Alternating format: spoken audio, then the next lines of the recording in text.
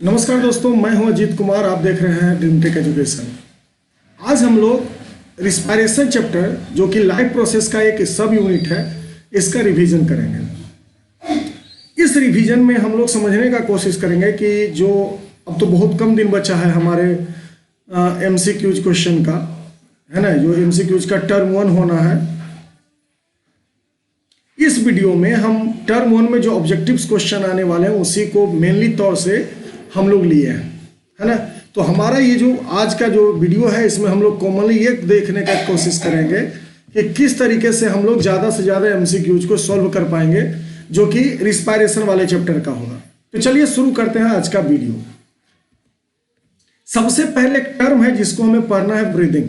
देखिए, ब्रीदिंग का मतलब जो है, यहाँ पे ब्रीदिंग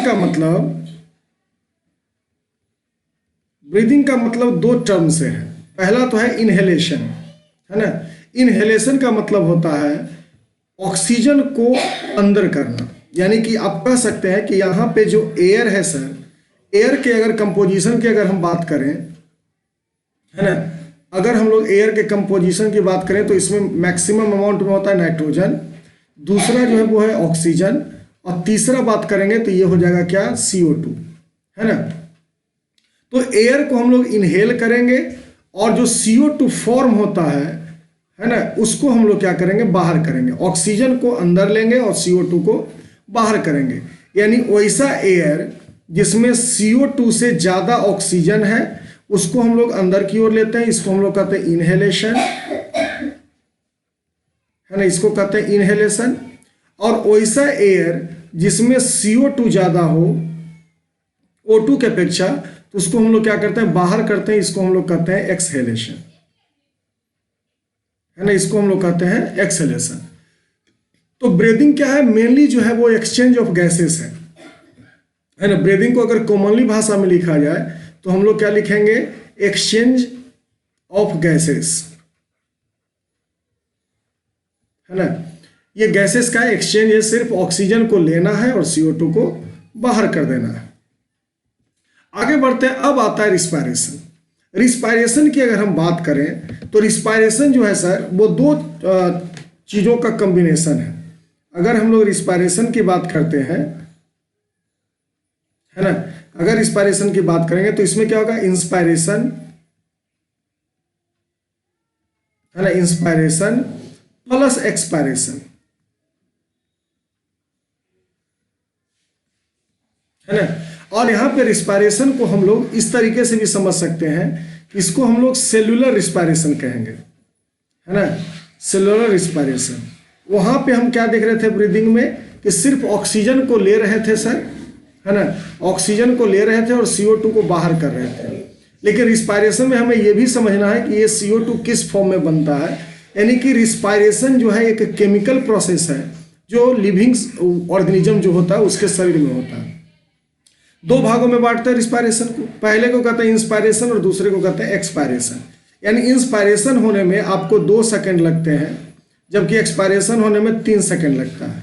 यानी एक बार इंस्पायरेशन होने में अप्रॉक्स 5 सेकंड के आसपास आता है, और 1 मिनट में, है ना, जो नॉर्मल इंसान है वो 12 to 50 टाइम्स रिस्पायर करता है ना। तो यही पहला आपका ऑब्जेक्टिव हो सकता है कि what is the average respiration rate of a human man, है ना, यानी ह्यूमन ऑर्गेनिज्म। ह्यूमन को का जो रिस्पायरेशन रेट है ना, वो क्या होता है। ये जो रिस्पायरेशन रेट है वो कितना है, 12 to 15 टाइम्स 1 मिनट में। चलिए आगे बढ़ते हैं। अब हमें यहाँ पे समझना है एक्सचेंज ऑफ गैसेस। देखिए, अगर हम लोग एक्सचेंज ऑफ गैसेस की बात करें तो यहाँ पे हमको इस तरीके से समझना होगा, ये आपका पहला लंग्स हो गया सर, इसको हम लोग अपना दूसरा लंग्स मान लेते हैं, है ना। ये आपका ब्लड सर्कुलेशन है, ये आपका ब्लड सर्कुलेशन वाला पार्ट है, और यहाँ पे हम लोग सेल और टिश्यू को ले लेते हैं, है ना। यहाँ पे सेल और टिश्यू को ले लेते हैं, जो कि देखिए इस फिगर में दिया गया है। देखिए, हम लोग क्या लेते हैं, एयर लेते हैं। एयर जब लेंगे तो उसमें क्या होता है, ऑक्सीजन का कंसंट्रेशन ज़्यादा होता है CO2 की अपेक्षा। और हम लोग जानते हैं कि हमारा जो ब्लड है उसके 2 कंपोनेंट्स होते हैं, एक को कहते हैं हम लोग हीमोग्लोबिन, है ना, एक को कहते हैं हीमोग्लोबिन और एक को कहा जाता है मायोग्लोबिन, है ना। हीमोग्लोबिन का एक टेंडेंसी है कि वो ऑक्सीजन को क्या करता है, डिजोल्व कर लेता है अपने आप में, है ना, ऑक्सीजन को डिजोल्व करेगा और बनाएगा ऑक्सी हीमोग्लोबिन, है ना, ऑक्सी हीमोग्लोबिन। और ऑक्सी हीमोग्लोबिन बनेगा लंग्स में, फिर ये पूरे शरीर में घूमेगा। अब जैसे देखिए लंग्स के पास जब हम लोग ऑक्सीजन लिए तो यहाँ पे क्या हो गया, ये Hb है हीमोग्लोबिन और O2 मिला के क्या बना दिया, HbO2। इसी को कहते हैं हम लोग ऑक्सी हीमोग्लोबिन, या इसी को कहा जाता है ऑक्सीजनेटेड ब्लड, है ना, इसी को कहते हैं हम लोग क्या, ऑक्सीजनेटेड ब्लड। ये जो ऑक्सीजनेटेड ब्लड है ये जाएगा सभी सेल और टिश्यू में, है ना, ये सेल और टिश्यू में जाएगा और वहां पे होगा सेलुलर रिस्पायरेशन, है ना। ऑक्सीजन के प्रेजेंस में क्या बनेगा, CO2, H2O और एनर्जी। ये जो एनर्जी बन रहा है यहाँ पे बनेगा ATP के फॉर्म में, इसको एमिनोडाइन ट्राइफॉस्फेट कहते हैं। अब देखिए यहाँ पे जो CO2 बना ये फिर Hb के साथ मिलेगा, HbCO2 क्या बना देगा, HbCO2, है ना। इसको हम लोग कहते हैं कार्बोक्सिल हीमोग्लोबिन। HbCO2 को कहते हैं कार्बोक्सिल हीमोग्लोबिन। और ये कार्बोक्सिल हीमोग्लोबिन देखो यहाँ से रोटेट करके फिर लंग्स में जाएगा, है ना, ये फिर लंग्स में गया और यहाँ पे जा करके क्या करेगा, CO2 को एक्सहेल कर देगा और जो फिर से ऑक्सीजन हम लोग लिए रहेंगे उसको डिजोल्व करके, ये कंटिन्यूसली प्रोसेस हमारे शरीर के अंदर चलते रहता है। इस तरीके से हम लोग जो एक्सहेल करेंगे वो CO2 ज़्यादा होगा और ऑक्सीजन कम होगा। यानी जब आप ले रहे हैं, सांस ले रहे हैं, तो वहाँ पे ऑक्सीजन ज़्यादा है, CO2 कम है ना। तो ये पूरा प्रोसेस हमारा एक्सचेंज ऑफ गैसेस के अंतर्गत आता है और इसको हम लोग इसी तरीके से समझते हैं। अगले स्लाइड की ओर बढ़ते हैं तो यहाँ पे हमको पढ़ना है सेलुलर रिस्पायरेशन। क्या है सेलुलर रिस्पायरेशन? देखो ये बहुत ही कॉम्प्लेक्स प्रोसेस है जो कहाँ होता है, इनसाइड द ह्यूमन बॉडी या लिविंग ऑर्गेनिज्म, है ना, लिविंग ऑर्गेनिज्म के शरीर के अंदर होता है। अब यहाँ पे क्या है कि जो सेल प्रोड्यूस करता है वो तीन चीज प्रोड्यूस करता है, एक तो H2O प्रोड्यूस करेगा, दूसरा CO2 करेगा और तीसरा एनर्जी करता है जिसको हम लोग ATP के फॉर्म में रखते हैं। दो तरीके का रिस्पायरेशन होता है, एरोबिक रिस्पायरेशन और एनारोबिक रिस्पायरेशन।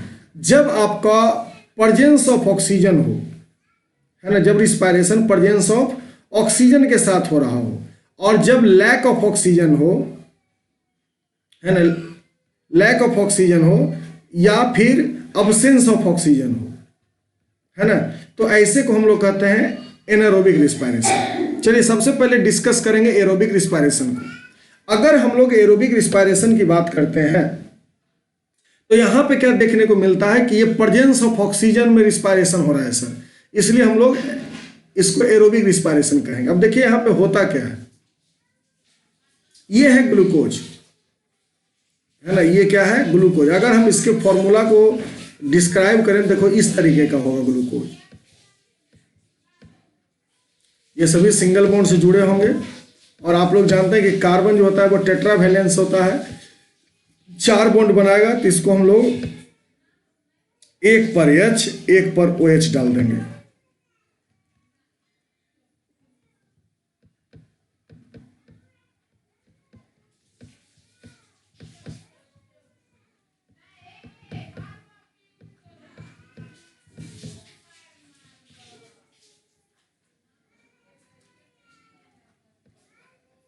है, ये ग्लूकोज है। और ग्लूकोज क्या करता है, 2 भागों में टूटता है और पायरुविक एसिड बनाता है। पायरुविक एसिड को हम लोग अगर केमिकली लिखें तो वो इस तरीके से लिख सकते हैं, है ना, ये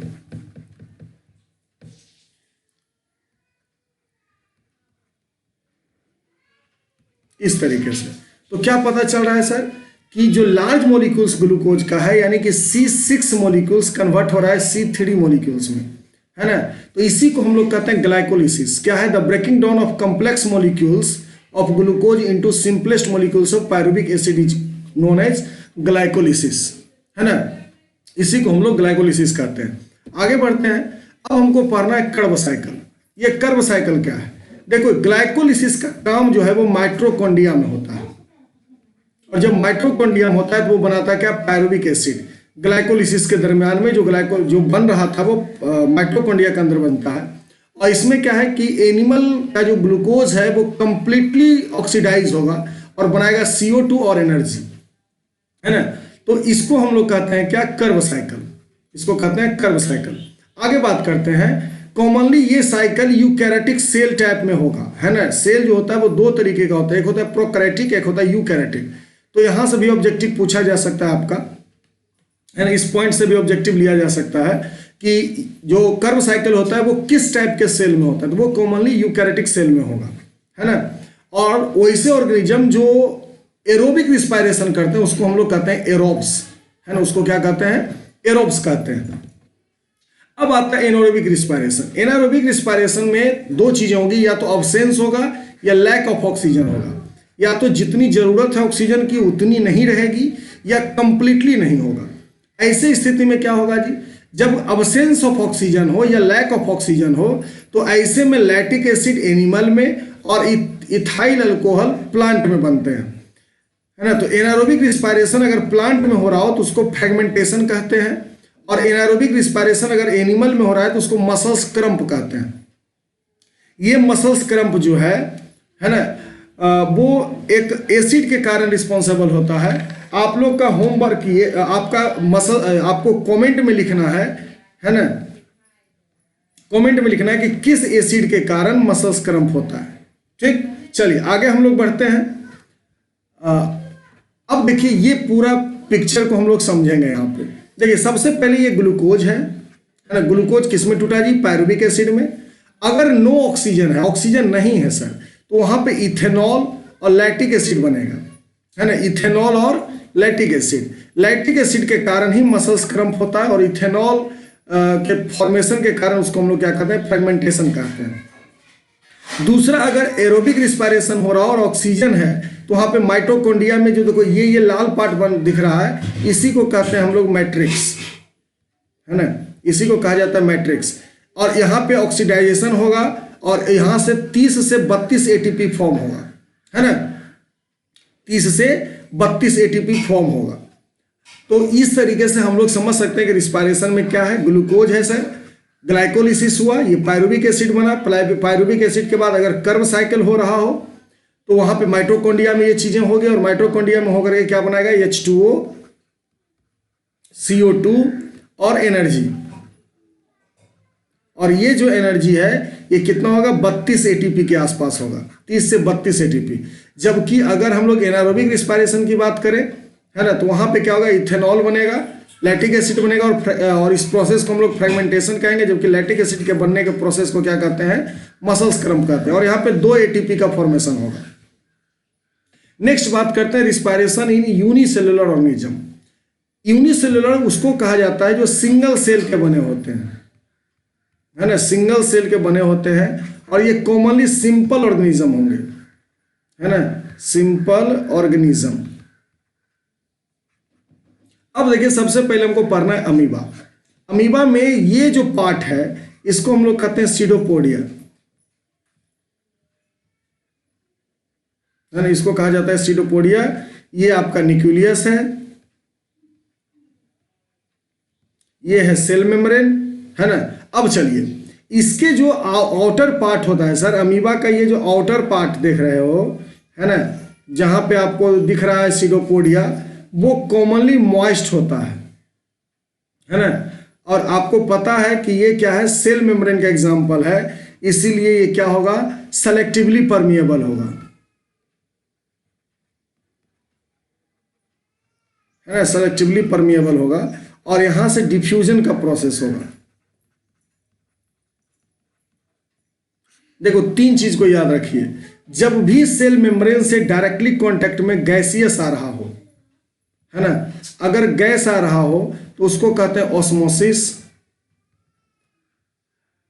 है ना, सॉरी, गैस आ रहा है तो इसको कहते हैं डिफ्यूजन,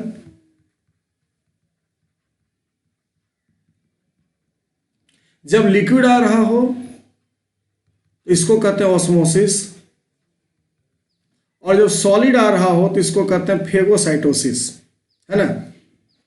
तो क्या होगा, ये सरफेस से ही ऑक्सीजन को लेगा और सरफेस से ही CO2 को वापस कर देगा। अब हम बात करते हैं रिस्पायरेशन इन इंसेक्ट्स की। देखो इंसेक्ट्स जो होते हैं सर, उसके शरीर में ऐसे छोटे छोटे होल लाइक प्रोजेक्शंस होते हैं, इसको हम लोग कहते हैं स्पेरिकल्स। इसी स्पेरिकल से ऑक्सीजन अंदर जाएगा और CO2 बाहर आएगा। उसी तरीके से अगर अर्थवर्म की बात करें तो अर्थवर्म का भी जो ऊपर का मॉइस्ट होता है स्किन, है ना, स्किन मॉइस्ट होता है, तो वो इसी से डिफ्यूजन करके ही ऑक्सीजन को लेगा और CO2 को बाहर कर देगा। इसके बाद हम बात करते हैं रिस्पायरेशन इन फिश की, है ना। फिश क्या करता है, देखिए सबसे पहले आपको समझना होगा कि फिश के इस पार्ट को हम लोग कहते हैं गिल्स, है ना, इसको गिल्स कहा जाता है। ये वाटर को मुंह से लेगा और गिल्स से बाहर करेगा, है ना, गिल्स से बाहर करेगा। इस गिल्स में इस तरीके के बहुत सारे वेव लाइक स्ट्रक्चर बने होते हैं, जिसको हम लोग गिल्स फिन कहते हैं या गिल्स आर्क कहते हैं, है ना। और इसमें वेन और आर्टरी के साथ साथ बहुत सारे कैपिलरीज होते हैं, जो डिजोल्व ऑक्सीजन है, वाटर का जो डिजोल्व ऑक्सीजन है, उसको क्या करता है, वो अपने में ले लेता है और उसी से वो डिजोल्व ऑक्सीजन को अपने में ले करके ऑक्सीजनेटेड ब्लड करके पूरे शरीर में भेज देता है, और जो CO2 बनता है उसको इसी गिल्स से फिर वो बाहर कर देता है। Thank you. अगर आप हमारे चैनल पे पहली बार आए हैं तो आप हमारे चैनल को सब्सक्राइब करें, है ना। हम आपको इसी तरीके का रिवीजन वीडियो डालते रहेंगे। अगला जो वीडियो होगा वो होगा रिस्पायरेशन इन ह्यूमन बींग्स, है ना, रिस्पायरेशन इन ह्यूमन बींग्स।